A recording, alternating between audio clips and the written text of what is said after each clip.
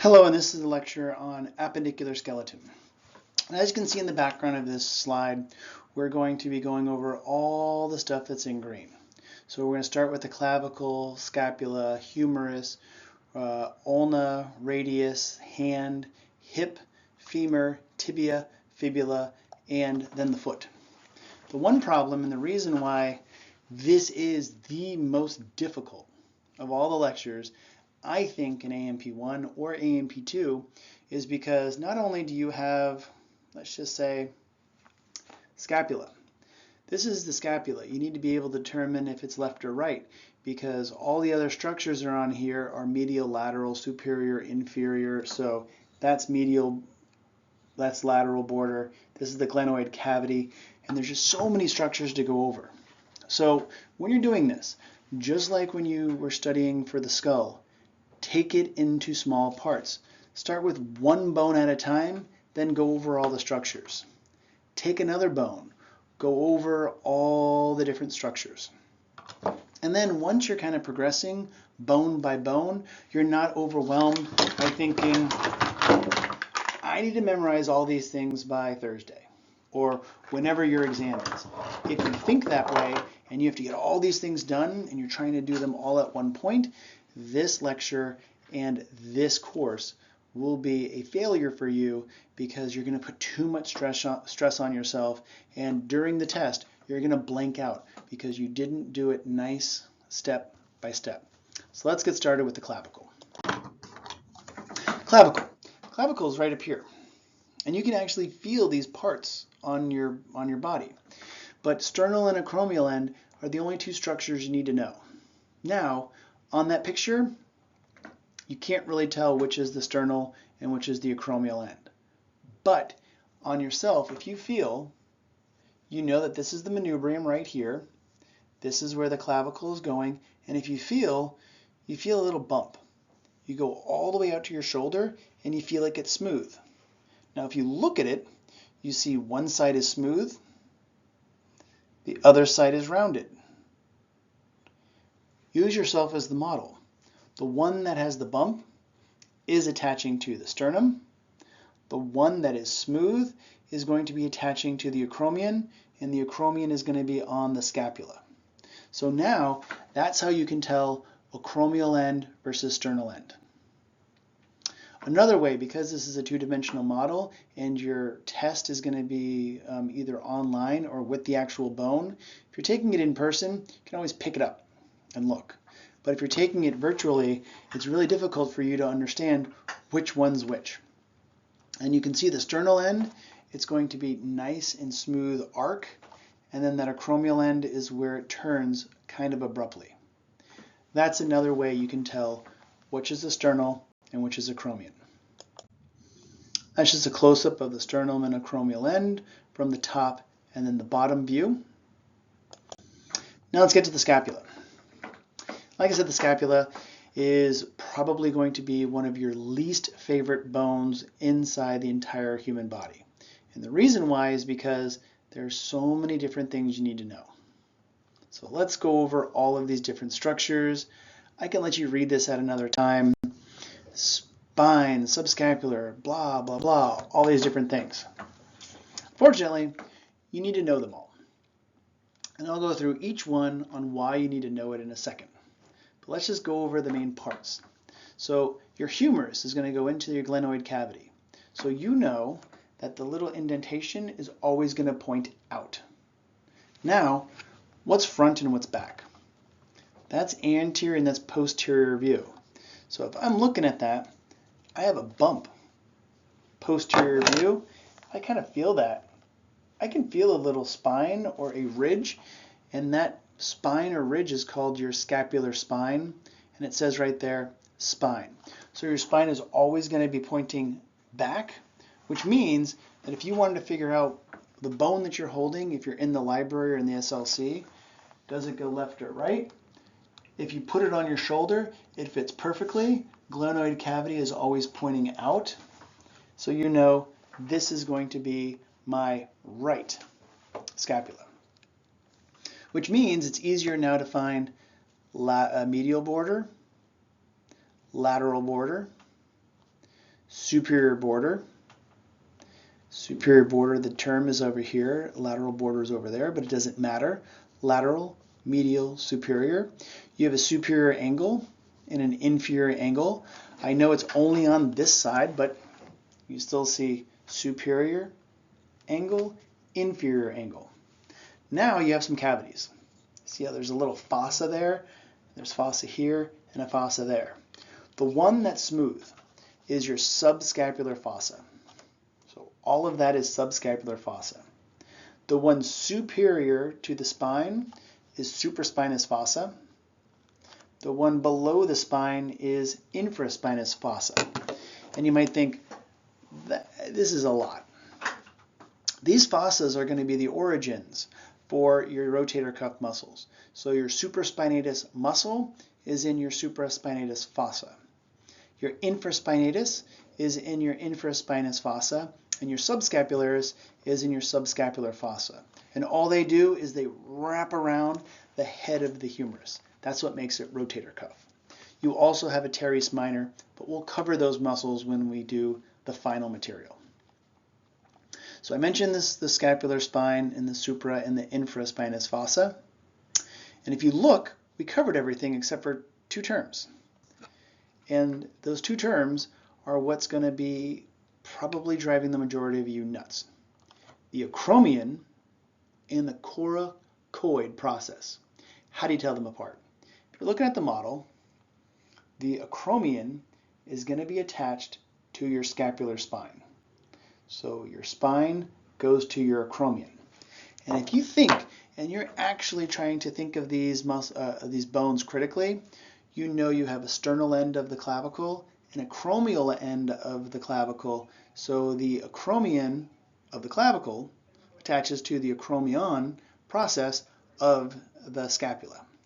So it has to be attached to the spine. Your coracoid is this little thing that kind of looks like this. Almost looks like a crow's beak. CC coracoid. And then I mentioned the glenoid cavity, and that concludes everything.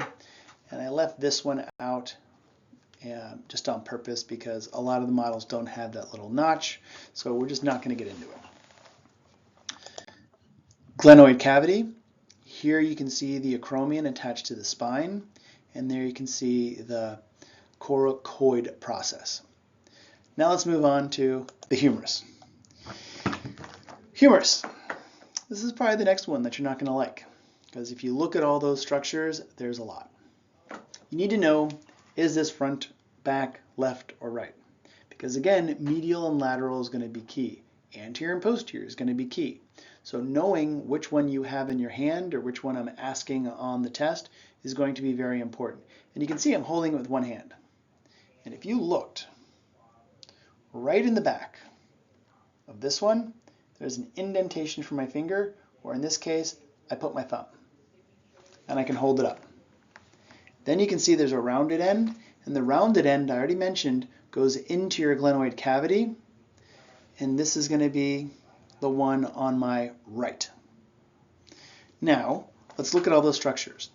I mentioned this is the back. You have one indentation, that was where my thumb is, that's the olecranon fossa. So when I was holding it in front of me. The head is pointing medially, so that's how I knew it was my right humerus. Let's go over the rest of the structures. So once you get the head, you can go lateral to the head is the greater tubercle. More medial is the lesser tubercle. Between the two tubercles is the intertubercular sulcus, and if you follow that sulcus down, it leads you to the deltoid tuberosity. Your deltoid tuberosity is the insertion for the deltoid muscle. So if you feel your deltoid muscle go down and you feel it hit the bone, what it's hitting is your deltoid tuberosity. So greater tubercle, lesser tubercle. And if you remember back a couple of lectures, tubercles are going to be found in the humerus, trochanters are going to be found in the femur. So please kind of make that into a saying that you keep going over, because students will make that mistake during the midterm. Greater and lesser tubercle on the humerus with the intertubercular sulcus and deltoid tuberosity. So it's got the neck. It's got little holes for nutrients to go through. And if you look, the head is medial. That means it has the medial epicondyle the same side as the head, lateral epicondyle on the same side as your greater tubercle. Now, these are technically condyles, but they have a really unique shape. So let's look at these unique shapes. You can see one looks like it's almost like a place that you would wound thread, and the other one is going to be rounded. The rounded end is going to be very important because this is where your radius goes into, and if you look at the radius, it looks like the top of a nail, and it has a little round shape which fits into that round structure. That round structure is called your capitulum. Now if you look, this structure right here fits where your ulna fits into. So your ulna fits perfectly in there. And that other structure is called the trochlea. And if you go trochlea, capitulum, above it is the coronoid fossa, radial fossa, olecranon fossa. And you might think, oh my God, that's so many different things to know. So let's just say trochlea, ulna fits into the trochlea, which means this space in the ulna will eventually be called the trochlear notch. Behind it is your olecranon fossa, which means when your ulna goes into it, the olecranon process, the back part, goes into your olecranon fossa, and then this part, the top or the front, is your coronoid process of your ulna going into the coronoid fossa. If that was overwhelming, this is why it's key to take your time. And if you just go through it, head of the humerus, greater tubercle, lesser tubercle, into tubercular sulcus, deltoid tuberosity. Follow the head down to the medial epicondyle. Follow the greater tubercle down to the lateral epicondyle. You have your capitulum laterally, trochlea medially. On top of the trochlea is the coronoid fossa. On top of the radius on the front is your radial fossa. Then on the back, on top of your trochlea, is your olecranon fossa. That is all the things that I normally ask on the humerus. This is just another view. I already showed you the model, but you can use this, with friends or family or tutors to point to it and see if you can memorize it. But also, library, bone box, hold these, look at them, spin them around, look at them in 3D. It'll be much easier for you to do. Now let's look at the ulna and the radius. I already went over most of the radius and ulna questions because I just showed you these things when they were attached to the elbow. So the head of the radius, that's the ulna, the head of the radius looks like a nail. If you think about it, you can bang it in. It has the head right there. That just is right there, head of the radius. They have a little bump on the radius called your radial tuberosity. And then right here at the tip is your styloid process. And if you're like, styloid process, feel your wrist and you feel these little bumps. And what you're feeling is the tips of the styloid process on the radius and the styloid process on the ulna. So styloid process are right there in your wrist. Most students like this, or if they make the connection, it's actually pretty easy. The ulna makes a U. Radius, nail. Your trochlea fits into your trochlear notch. Your olecranon process goes into your olecranon fossa of your humerus. This is your coronoid process in the front, and that goes into the fossa on the humerus. So olecranon, trochlear notch, coronoid process. These are held together by an interosseous membrane. They're not important because we don't have this in this model, but if you see them both together, you can see them kind of fit just like that, and they're held together by a membrane that allows you to move your arms. Also, it allows you to supinate and pronate your arm without the radius and ulna coming together. Those are all the things you need to know on the radius and ulna. And here you can see the trochlear notch, you can see the olecranon process, and you can see the coronoid process. And if you're thinking to yourself, coronoid, that sounds really familiar,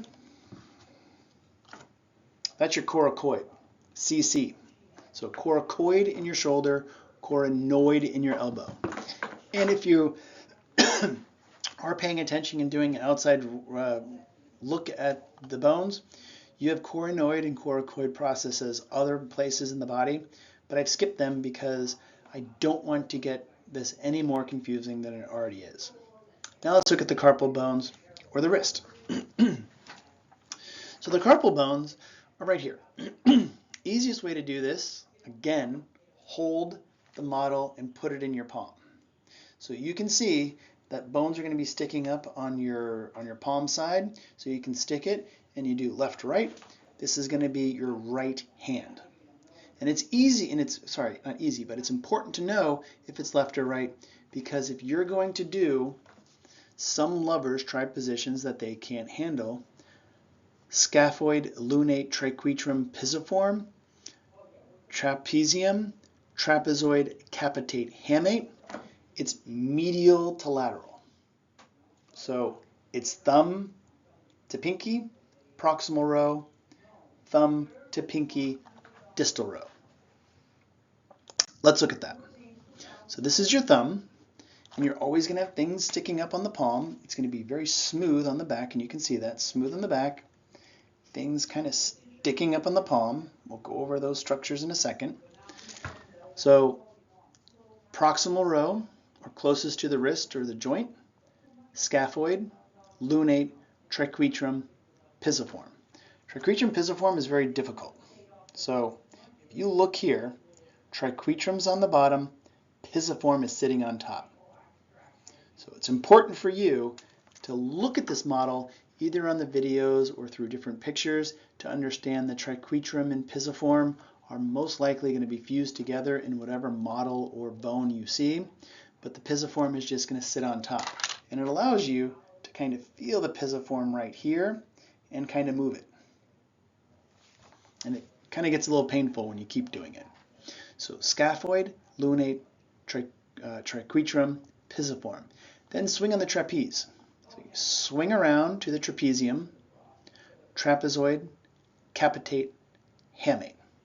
They have a hook or a hamulus of the hamate, and that's that other thing that's sticking up. So right there is the hamulus of the hamate. There, I'll put my finger behind it so you can see the hamulus, and then right next to it would be the pisiform. Pisiform, hamulus of the hamate. Then it becomes pretty easy with the metacarpals and then the phalanx.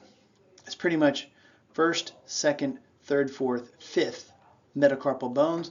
Metacarpal bones are going to be the ones in your hand. The phalanx are going to be proximal and distal for your thumb. It's missing the middle one. You're always going to start counting on your thumb, and then the fifth one is going to be the pinky. So metacarpals, phalanx. And all together, they make up the phalanges. That concludes the upper. Now let's go to the lower. So the lower is going to be the pelvic girdle, which is going to be very confusing because the pelvic girdle is actually going to be a bone that kind of looks like this. And if you look, this is just going to be this bone combined into two. And this is kind of weird because it looks kind of like an elephant ear or some other weird structure. Sometimes it looks like a little shovel or something, but this is a very weird bone to start with. And the first thing I'm going to tell you is this is actually three bones that are fused together. So let's start looking at all the different structures. And it starts with the pubic symphysis. Pubic symphysis is where the hip bones fuse together. On the back, they're going to be fused with the sacrum and the coccyx. That's why the sacrum and the coccyx is not movable. But the pubic symphysis can actually break down. You can have certain types of enzymes that break down the cartilage that make up the pubic symphysis, and in childbirth and other times in your life, you might need the pubic symphysis to be dissolved to allow more room for a head of a baby coming out or childbirth. So that is why the pubic symphysis is very important. But like I said, you're going to probably see it like this. So let's look at a slide that shows this picture. I mentioned it's 3 bones: ilium, ischium, pubis. Ilium is going to be the top, so you can see the ilium up here. Now, the bottom, which is the pubis and which is the ischium? The easiest way to think about it is you sit on your ischium. So the pubis is thinner. So if you look here, you're going to have the pubic bone is going to be thin, and the ischium is going to be very thick. The main structure you should know on the ischium is your ischial tuberosity. The main structure you need to know for the pubic bone is just the pubic bone. And when the 2 pubic bones come together, it's going to form the pubic symphysis.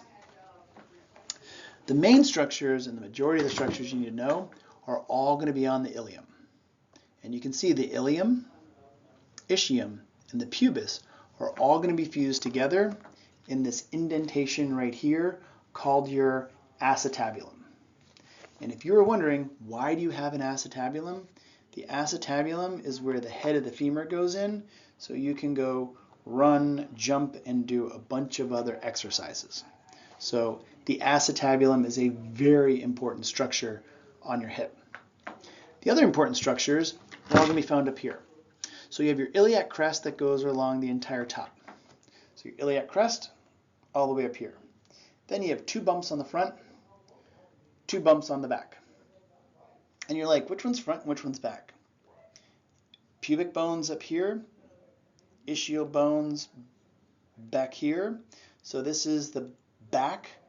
This is your superior, your posterior superior iliac spine, posterior inferior iliac spine, anterior superior iliac spine, anterior inferior iliac spine. So anterior superior iliac spine, anterior inferior iliac spine, and then if you're just trying to wonder what am I saying, posterior superior iliac spine, and then the posterior inferior iliac spine. 2 more structures, if you're not overwhelmed yet, are these 2, where I have my fingers. Right here is your greater sciatic notch and your lesser sciatic notch. If you've ever heard of sciatica or the sciatic nerve, you're pretty well aware that usually that deals with intense lower back pain that can shoot all the way up to your arm and shoulder and all the way down to your leg. And the reason why the greater and lesser sciatic notches are why they're important is because your sciatic nerve comes down and it loops around this bone right here. You have a lot of muscles right there. So if you ever step wrong, or if you ever tried to pull a muscle and you don't try to pull a muscle, but you step wrong, or you're doing exercises and the muscle gets tense, what it's going to do, it's going to push the sciatic nerve up against the bone. It's going to trap it in between the greater and lesser sciatic notches, and it's going to cause an intense pain called sciatica. That concludes, oh wait, I forgot one.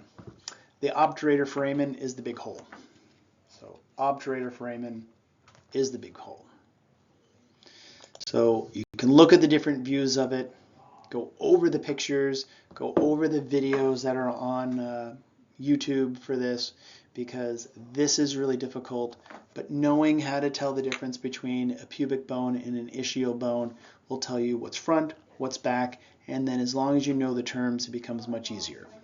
But sitting there and going over it, it's important. For your lab class, or for your lecture class, you're going to need to know, what does the angles mean? So if you have a wide angle, it's female. And the wider the angle allows for childbirth.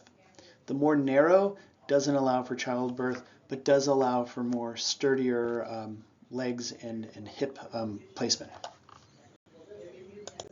Now we're on to the femur. I'll hold it upright. So the femur usually is going to have this big head. The head right there is very important, and that goes into the acetabulum. The head has a little indentation in it. And if you look, the little indentation in the head is right here called the fovea capitis. The fovea capitis might not sound like a very important structure, but if you remember how long bones are grown, the shaft and the epiphyses, they grow together. So the only blood supply to the head of the femur goes through the fovea capitis. So if you were walking and you accidentally dislocated your hip, so the hip comes out of the socket, what happens is you tear the nerve, you tear the blood vessels, and you tear the ability for this bone to live anymore. And after a while, that bone will start to die. The nice articular cartilage that's on top, and in this picture you see how nice and white that is, that articular cartilage starts to break down, and once it starts to break down, it'll start to rub, and you can hear that in the video, that when they rub together, it becomes very painful, friction starts to build up, and once friction starts to build up, you'll have to have a hip replacement. Hip replacement is they just cut this off, and they hammer in a new head of the femur, which then goes into the acetabulum again. So that fovea capitis might not sound like a very important structure, but it is an extremely important structure for your hip because of hip replacement surgeries. The older you get, the more common those become.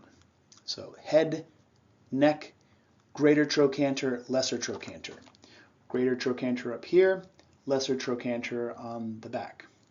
When you're looking at the back, you see a line.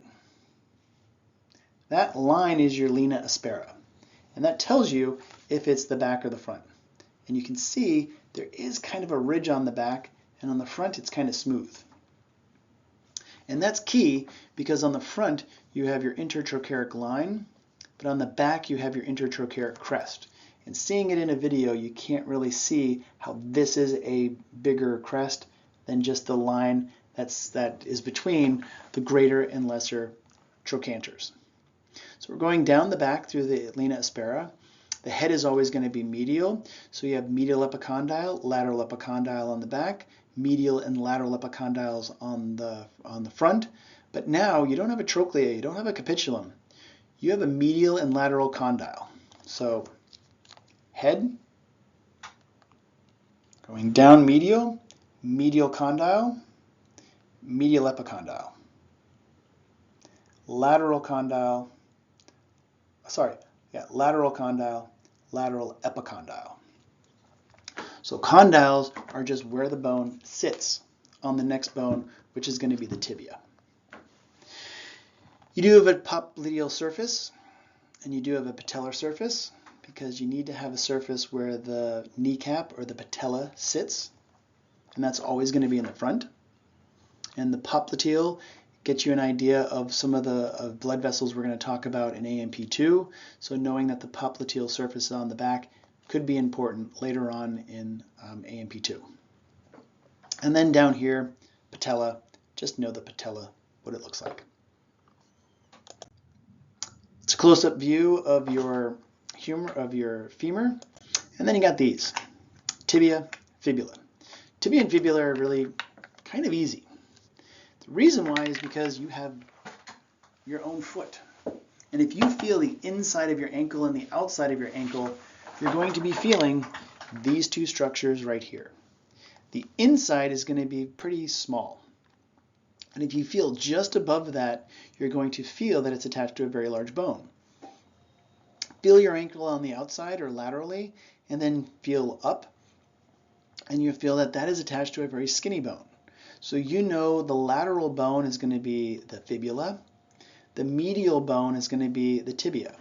And if you know that the tibia is medial, you're going to have the medial malleolus, same side as the medial malleolus is the medial condyle, lateral condyle, intercondylar eminence, and tibial tuberosity. So it all starts with the medial malleolus, medial condyle, lateral condyle, intercondylar eminence, tibial tuberosity. This one, pretty easy. Fibula, lateral malleolus, right there. Lateral malleolus. And if I ask, name the bone, you should know that the long skinny one is your fibula. Let's Let's move on to the foot. Most students struggle with the foot, but it's really not that bad. So if you can if you're wearing a sandal right now, feel your heel. And what you're feeling right now is your calcaneus. If you look on top of it, you're going to have the talus. And the talus is important because that is where your tibia fits onto the talus.